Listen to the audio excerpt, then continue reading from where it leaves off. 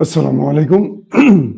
সবাইকে শুভেচ্ছা জানাচ্ছি। মাসুম মাহবুব দেখছেন ওপেন দ্য ইউটিউব চ্যানেল এবং মাসুম মাহবুব ফেসবুক পেজ। এই মুহূর্তে যে অবস্থাটি তৈরি হয়েছে সেটি হলো যে ইরানকে চেপে ধরার জন্য আবারও তারা একজোট হচ্ছে। এখন আসছি আপনাদের সবচেয়ে ব্রেকিং যে খবরটির জন্য আপনারা বসে আছেন, তার আগে আরেকটি খবর দিয়ে আসি। ভারতের কিছু গণমাধ্যম দাবি করেছে যে ইরানের যে পরিশুদ্ধ নিউক্লিয়ার, এই নিউক্লিয়ার গুলো ইরান গোপনে পাকিস্তানে সরিয়ে রেখেছে। অর্থাৎ আমেরিকা ইরানে আক্রমণ করবে এটা জেনেই ইরান তার ইউরেনিয়াম যেটা সমৃদ্ধ করেছে বা যেটা পরিশুদ্ধ করেছে এটা পাকিস্তানে সরিয়ে দিয়ে এসছে। বলা হচ্ছে পাকিস্তানের ইরান এবং পাকিস্তানের সীমানা লগ্ন যে বেলুচিস্তান আছে সেখানে এটি কোনো একটি গোপন জায়গায় সরিয়ে রাখা হয়েছে। আর এই দাবিটি করছে ভারতের গণমাধ্যম আনন্দবাজার সহ আরো কয়েকটি গণমাধ্যম। যখন মিস্টার মার্কিন পররাষ্ট্রমন্ত্রী মার্কো রুবিও শাহবাজ শরীফকে ধমক দিয়ে বলেছেন কোনো প্রকার নাকি ইরানকে সহযোগিতা করা যাবে না, এরপর ইরান গোপনে পাকিস্তান গোপনে ইরানকে এইভাবে সহযোগিতা করেছে। তো এই খবরটির কোনো সত্যতা, কোনো নির্ভরযোগ্য সূত্র তারা ব্যবহার করতে পারেনি। মূলত আমেরিকার চোখে পাকিস্তানকে ভিলেন বানাবার জন্য ভারত তার মিথ্যাচারের যে ভান্ডার ভারতীয় গণমাধ্যম এইভাবে ওপেন করে দেয়। আপনাদের বাথরুমের সেফটি ট্যাঙ্কি আছে না, বা বাথরুমের যে বড় বড় ট্যাঙ্কি যেখানে অনেক পচা গলা মানে মলমূত্র থাকে, যখন এটা মুখ খুলে দেবেন দেখবেন ভয়ঙ্কর গ্যাস বা গন্ধ বেরোয়। তো আমাদের ওপারের যে দেশটির গণমাধ্যম এরকমই। পৃথিবীতে মিথ্যা সংবাদের প্রথম সারির যে গণমাধ্যম সেটি তাদের।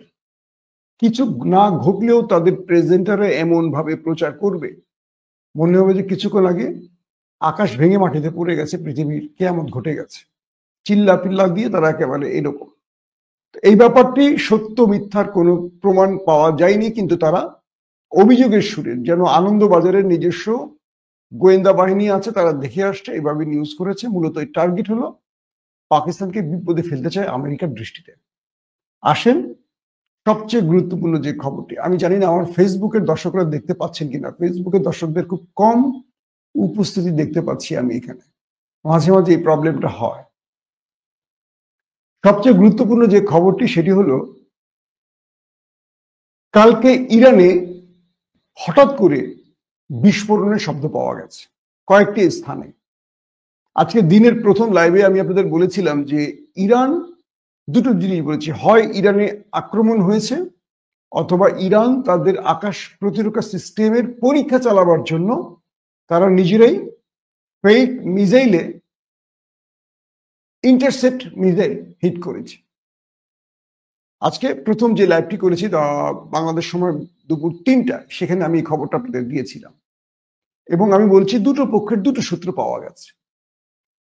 কিছুক্ষণ আগে যে আপডেট খবরটি পেলাম, যদিও ইরানের কোনো গণমাধ্যম স্বীকার করেনি, ইরান অনেক জায়গায় এরকম খবর চুপ করে গায়েব করে ফেলে, তো বলা হচ্ছে যে ইরানের ভেতরে মাইক্রো এয়ার ভেহিকেল ইউজ করেছে দখলদার দেশটি, এবং বলা হচ্ছে ইরানের ভেতরে মোসাদের এজেন্টরা ড্রোন অ্যাটাক চালিয়েছে ইরানের আইআরজিসি শীর্ষ কমান্ডারদের একটি বৈঠকে। খবর কতটুকু সত্য জানি না, এটা এখন আন্তর্জাতিকভাবে প্রচার হতে শুরু করেছে।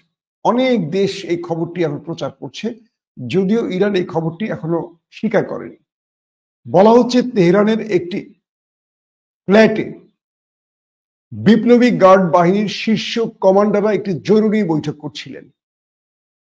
সেই জরুরি বৈঠককালীন সময় সেই ড্রোনটি ইরানের ভেতর থেকে, ইসরায়েল থেকে আসেনি, ইরানের ভেতর থেকে সেই ড্রোনটি সেই ফ্ল্যাটে গিয়ে হিট করে চলে এসছে, এবং আইআরজিসি সে শীর্ষ কমান্ডাররা বেঁচে আছেন না মরে গেছেন কিচ্ছু জানা যাচ্ছে না।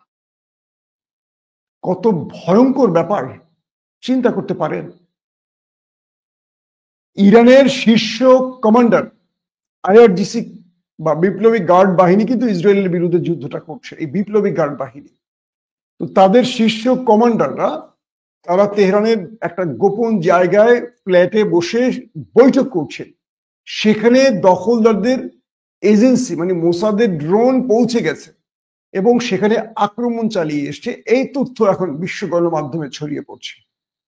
আল্লাহ ভালো জানে কি হচ্ছে, কারণ ইরান এরকম বহু খবর অস্বীকার করে। ইরানের গণমাধ্যম কিছুটা ভারতের মতো ফুলিয়ে ফাঁপিয়ে বলে, অনেক কিছু আবার গোপন করে। যেমন ইরানের প্রেসিডেন্ট ইব্রাহিম রাইসি এবং পররাষ্ট্রমন্ত্রী আমির আবদুল্লাহিয়ান এরা যে হেলিকপ্টারে মারা গেছে বিধ্বস্ত হয়ে, পৃথিবীর সকল গোয়েন্দা সংস্থা বলছে এটা মোসাদের কাজ, কিন্তু ইরান স্বীকার করেনি। কেন স্বীকার করেনি? তাহলে প্রশ্ন আসবে যে ইরান তার প্রেসিডেন্টকে নিরাপত্তা দিতে পারে না, পররাষ্ট্রমন্ত্রীকে নিরাপত্তা দিতে ব্যর্থ। ঠিক এই ব্যর্থ শব্দটা ঢাকার জন্য ইরান বলছে এটি একটি হেলিকপ্টার দুর্ঘটনা। তো এখন যে তথ্যটি আসছে, ইরান বলছে যে তারা শত্রুর ড্রোনকে ইন্টারসেপ্ট করতে রাতে মিসাইল ছুড়েছে। এটা এখন পর্যন্ত ইরানের বক্তব্য, কিন্তু ভেতরে যে তথ্যগুলো আসছে সেই তথ্য বলছে যে না, ইরানের আইআরজিসি বা বিপ্লবী গার্ড বাহিনীর একটি গোপন আস্তানায় জরুরি বৈঠক চলাকালীন এই আক্রমণটি হয়েছে এবং তাদের অবস্থা কি এখনো জানা যাচ্ছে না। তারা কজন মারা গেছেন, কজন আহত জানা যাচ্ছে না। এদিকে ইসমাইল কানি আল কুদসের যিনি শীর্ষ কমান্ডার, তাকে নিয়ে রীতিমতো এখন খবর আসছে। এই খবরগুলি আমি ব্যক্তিগতভাবে ওপেন দ্য আইজে মিনিমাম আরো 6-7 মাস আগে দিয়েছি, মেবি টাইমটা আমার পুরো মনে নেই। যখন হিজবুল্লাহর শীর্ষ বা হিজবুল্লাহ প্রধান হাসান নাসরুল্লাহকে হত্যা করা হয়, তখন তার 15 মিনিট আগে এই ইসমাইল কানি সেখান থেকে বেরিয়ে এসছেন এবং এ যাবৎ দখলদাররা হাসান নাসরুল্লাহ, হামাস প্রধান ইসমাইল হানিয়া, ইয়াহিয়া সিনওয়ার লাস্ট 13 তারিখে 20 থেকে 25 জন শীর্ষ সামরিক কর্মকর্তাকে হত্যা করে, কিন্তু বারবারই ইসমাইল কানি বেঁচে যান। এবং সাম্প্রতিক সময় জানা গেছে যে ইসমাইল কানি আবারও মারা গেছে। মানে হিজবুল্লাহর আক্রমণে প্রথম বলা হয়েছে মারা গেছেন, তিনি বেঁচে আছেন, কিন্তু হাসান নাসরুল্লাহ মারা গেছেন। এরপর দ্বিতীয় আরেকটি অ্যাটাকে শোনা গেছে তিনি মারা গেছেন, তিনি বেঁচে আছেন, বাকিরা মারা গেছে। 13 তারিখে শোনা গেছে তিনিও মারা গেছেন। কিন্তু গত 2 দিন আগে ইরানে যে শোক র্যালিটি হলো, দেখা গেছে তিনি সেখানে আবার হাজির এবং তাকে এখন ইরানের ভেতরেই বলা হচ্ছে তিনি মোসাদের এজেন্ট।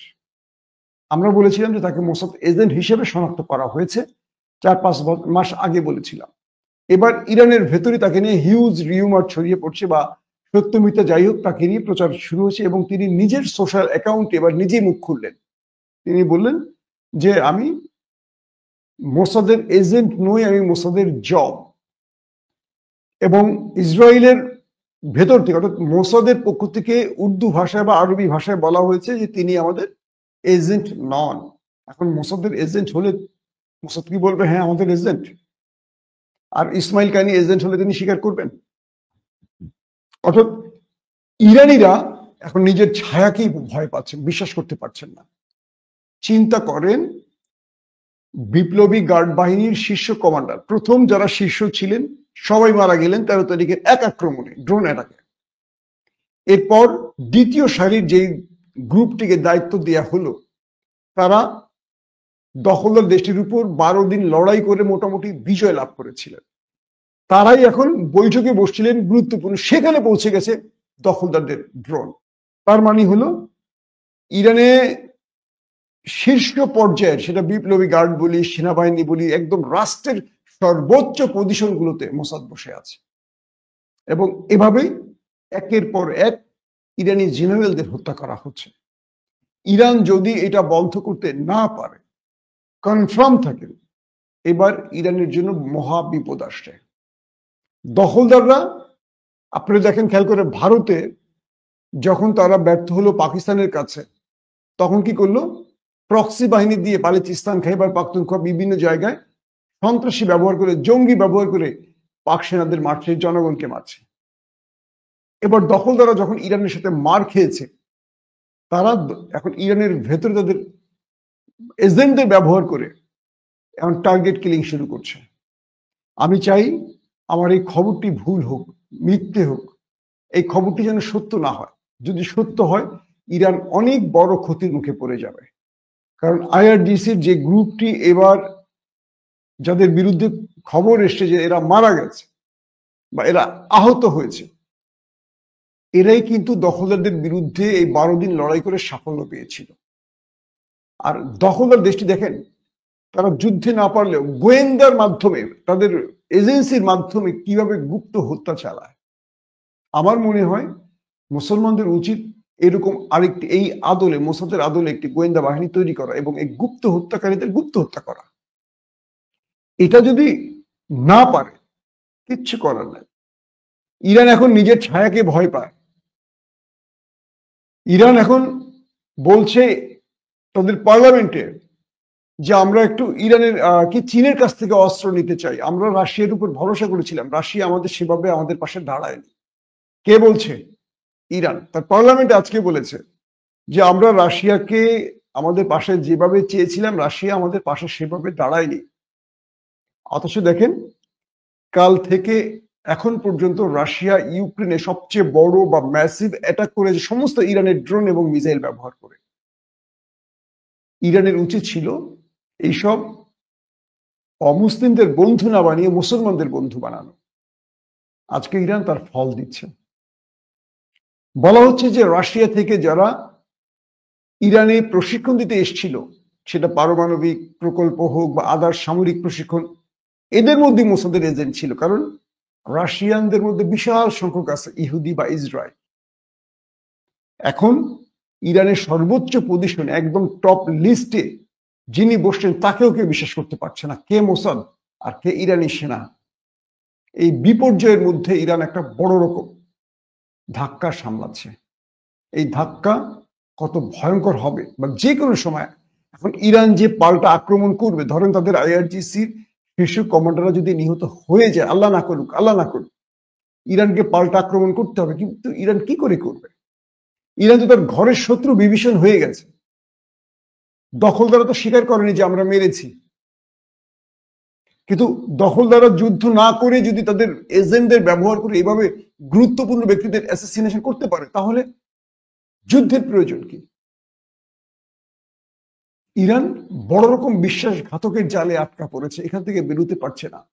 শুধু এখন সেনা কমান্ডার নয়, আয়াতুল্লাহ আলী খামেনির জীবন সবচেয়ে বড় হুমকিতে আছে।